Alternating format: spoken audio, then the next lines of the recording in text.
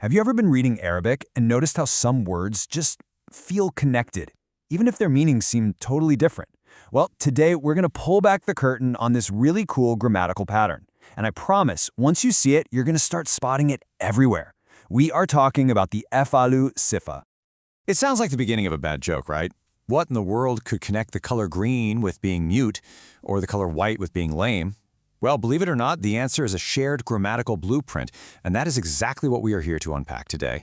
So here's our game plan. We're going to start with what this thing even is. Then we'll look at the two big meanings it carries. After that, we dive into the nitty-gritty of its masculine and feminine forms, uncover a pretty surprising grammar rule, and then see it all come to life with examples from the Quran. And finally, I'm turning it over to you. Sound good? Let's jump in. Okay, first things first. Before we can really get how this pattern works, we got to build a solid foundation. So, what exactly is an Af'al al-Sifah? Think of Af'al al-Sifah as a special kind of template. In Arabic, we call it a wazn. It's like a mold for making adjectives. You take a three-letter root, you pour it into this mold, and out pops a specific kind of descriptive word. These adjectives usually describe these inherent, lasting qualities, and they often come from verbs in the semia family, which tend to be about states or conditions. So, what kind of descriptions does this template actually spit out?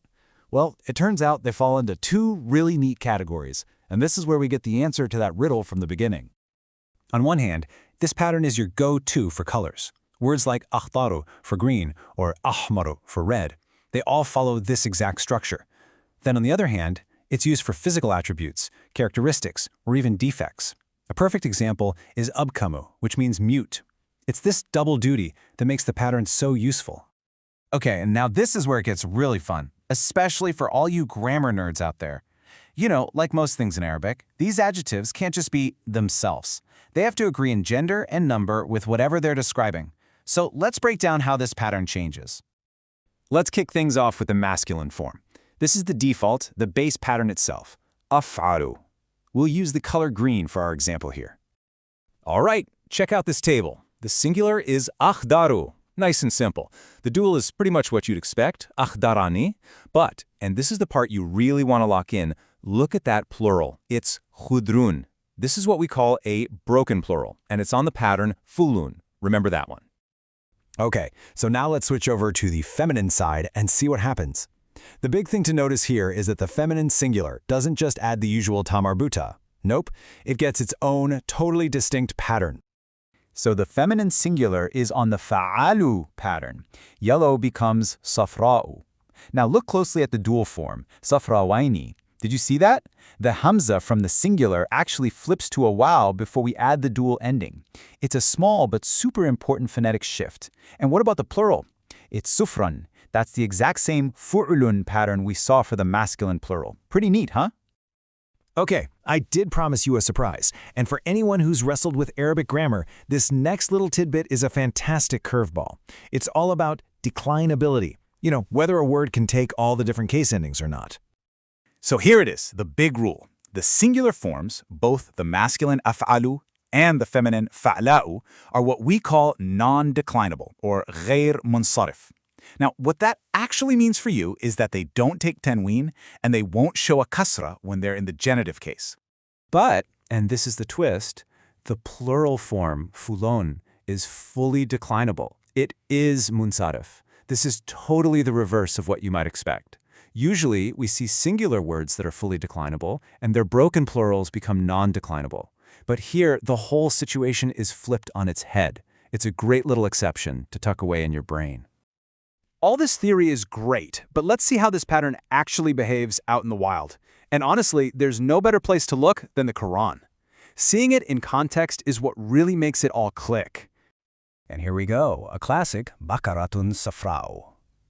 The noun baqara for cow is feminine singular, so the adjective that describes it has to be feminine singular too.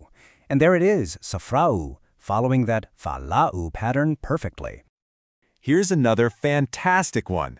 The word for hand, yadun, is one of those tricky feminine nouns in Arabic. So when Prophet Moses' hand turns white, the Quran describes it as bayda'u, the feminine singular form of white. We see that perfect agreement at work again. Now let's see a masculine example. The verse is talking about one of two men, so a masculine subject. And so the attribute used is Abkamu, meaning mute, right on that classic masculine singular Af'alu pattern. And here we get to see the plural and action, zurqan. This is the plural of azraqu, meaning blue, or in this context, blue-eyed. Now you might be wondering, why the on ending? Well, that's because the word is in the accusative case here. It's playing the role of a hal, which describes the state or condition of something. So it's describing the state of the criminals as they are being gathered. This is just a perfect example showing that, yep, that plural form is fully declinable. And honestly, the list just keeps going. You'll find ahma for blind, ahraji for lame. You'll even see the words we've already looked at in different cases, like akhdari, which is green in the genitive case, or sufran, the plural for yellow. The point is, once you know this pattern, you start seeing it absolutely everywhere, describing colors, attributes, all sorts of things. So, we've covered the definition, the meanings, the forms, and we've seen some really powerful examples. Now, the best way to make sure this knowledge actually sticks is to put it to use yourself. So here's your mission, should you choose to accept it. You now have the key to this pattern. The next time you're reading the Quran or really any Arabic text, keep your eyes peeled. Look for those words that are describing colors or physical traits and ask yourself, hey, does this fit the af'alu, fa'alau, or fulan pattern we just went over? I think you're going to be really surprised by how often you find them. Happy hunting!